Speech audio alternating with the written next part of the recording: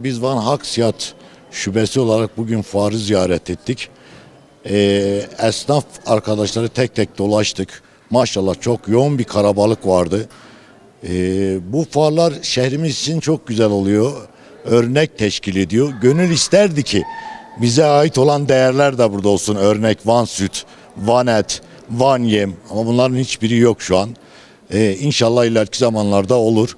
Biz şunu talep ediyoruz yetkililerden.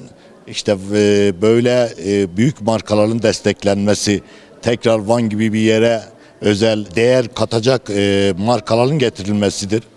Ayrıca Doğu Anadolu bölgesi biliyorsunuz Van özelinde hayvancılık ve tarım üzerine büyük bir gelişim sağlıyor ama bölgede sıkıntı var. Son zamanlarda hepimizin de bildiği gibi ete ve süte ulaşım sıkıntılı.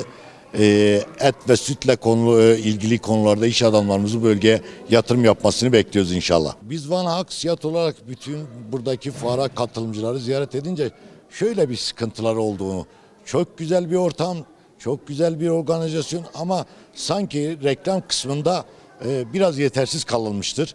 Yetkili arkadaşlar buradan sesleniyoruz. Lütfen bir dahaki fuar katılımında reklam konusuna özen gösterelim. Tanıtım konusuna özen gösterelim.